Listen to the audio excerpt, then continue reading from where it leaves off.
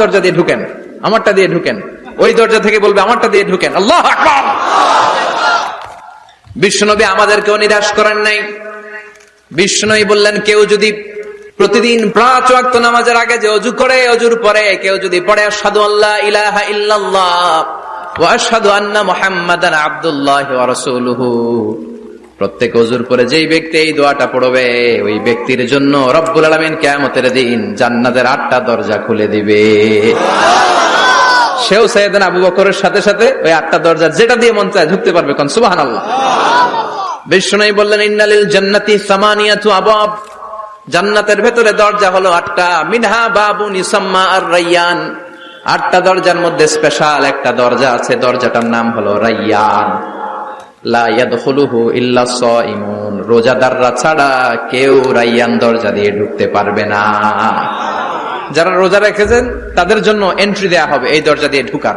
আবার বিশ্বনবী বললেন, মান দাখালাহু লাম ইয়াজমা আবাদা, একবার রায়্যান দরজা দিয়ে ঢুকার সুযোগ যে পেয়ে যাবে, চিরকালের জন্য তার গলার তৃষ্ণা মিটে যাবে।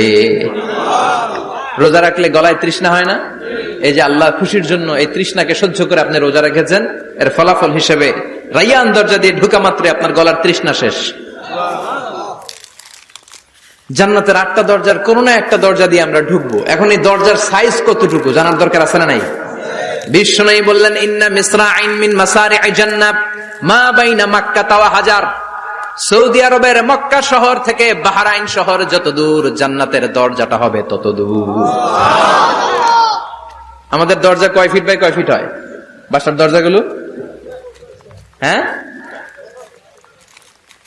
আল্লাহু আকবার। জান্নাতের এক একটা দরজা সৌদির মক্কা শহর থেকে হাজার হচ্ছে বাহরাইনের একটা শহর। এই 2 শহরের মাঝখানে যত দূর জায়গা, এত বড় জায়গা, সেই হিসেবে কয়েক কোটি লোক এক ধাক্কায় ঢুকবে। কয়েক কোটি লোক এক ধাক্কায় ঢুকে যাবে। চিল্লায় পড়েন আল্লাহু আকবার।